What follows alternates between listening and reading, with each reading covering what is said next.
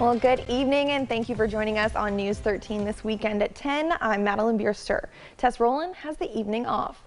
We begin tonight over in Walton County after one teenager was killed and another critically injured during a car accident early this morning.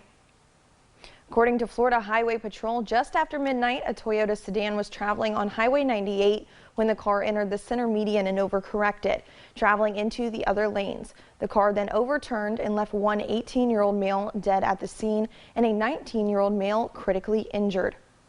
Tonight, we're learning that two people died over in Okaloosa County after a motorcycle collided with a car. The motorcycle was carrying a 53-year-old male and a 14-year-old male, and they were traveling on Charlie Day Road when a deer ran in front of the motorcycle, causing a crash between the motorcycle and another vehicle. Both riders of the motorcycle were ejected as the van collided with the motorcycle. They were both pronounced dead at the scene. Well, the search for an escaped inmate from a Marietta prison continues after local and federal authorities asked for your help finding him. 40-year-old Jermaine Smith disappeared from the Federal Correctional Institute in Marietta on Wednesday around 10 p.m. and has not been seen since. He was serving a 12.5-year sentence for being part of a corrupt racketeering organization. As of today, the U.S. Marshals Service said the last time Smith ran from the law, he was found in another country. They fear that may be the case once again and that Smith might have already left the state or even the U.S. Anyone with information is asked to contact the U.S. Marshals Service at 202-307-9100. Well, after a local man was critically injured in a car accident just 2 days after Christmas, his family has created a GoFundMe to help with medical expenses. According to the GoFundMe set up by the family, 23-year-old Darren Nigel was involved in a life-threatening car accident, Sunday morning while coming home from a fishing trip. He suffered severe head trauma, broken vertebrae in his neck and back, as well as other injuries. He was reportedly traveling on State Road 77 when he hit a speed limit sign and tried to regain control of the car. From there, he overturned several times and was ejected from the vehicle. With a long road ahead, his family is looking for help from the community. According to the GoFundMe, Darren will be undergoing multiple surgeries and will have a long road to recovery with rehabilitation and physical therapy. They thank you for anything you are able to donate, and God bless all of you. We will post the link to this GoFundMe on our website, mypanhandle.com. A developing story nationwide as well-known television host Larry King is in isolation at an LA hospital after testing positive for COVID-19. According to multiple sources, the 87-year-old TV personality has been sick for around 10 days. Family members, including ex-wife Shawn King and their two sons, are not being allowed to visit him at this point. Many people have been pulling for King during his latest health struggle after he suffered a near-fatal stroke back in 2019. We will post any updates on his condition as they become available. The man who formed the Kaleidoscope Theater in Bay County has passed away. Charles Wilson founded Kaleidoscope Theater with a fellow Bay High School teacher back in 1971.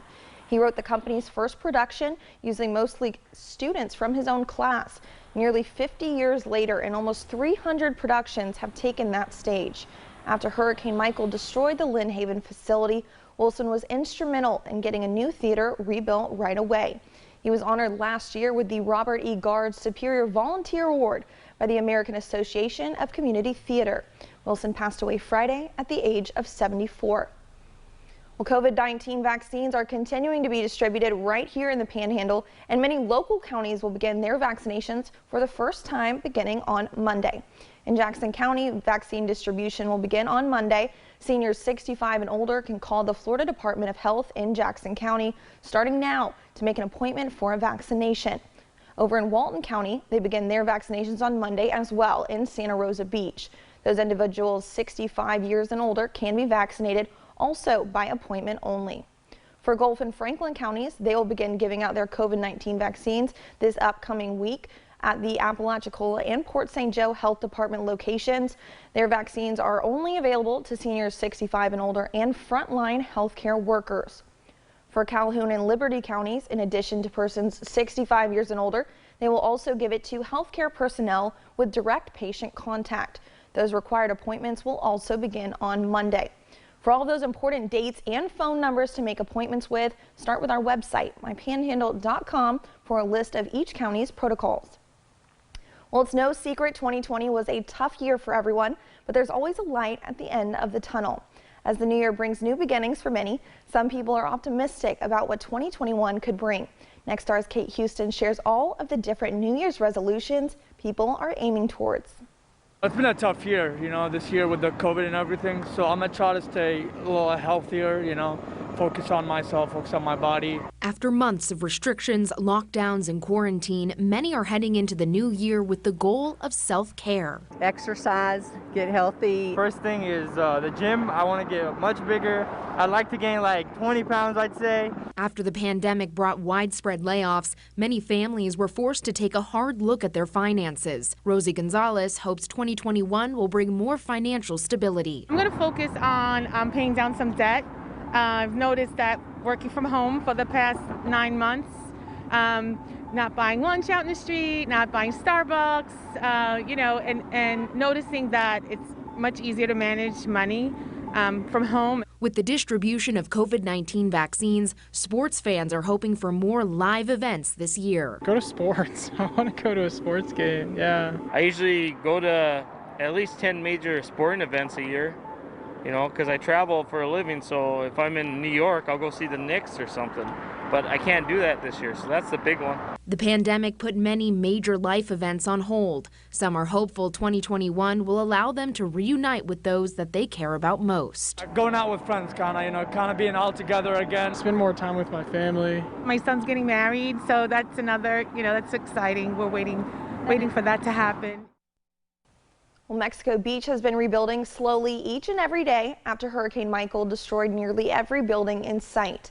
Now 2 years later, and many businesses have come back as housing is continuing to be rebuilt.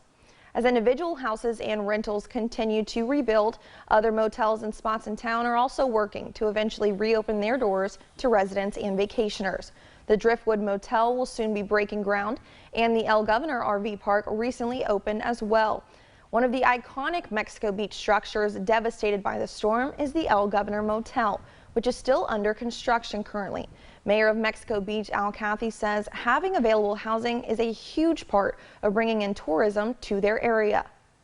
There's an excitement about having that motel back and being part of our community. It's when you can get people in town, you can generate enthusiasm for our little businesses, and that's what we need.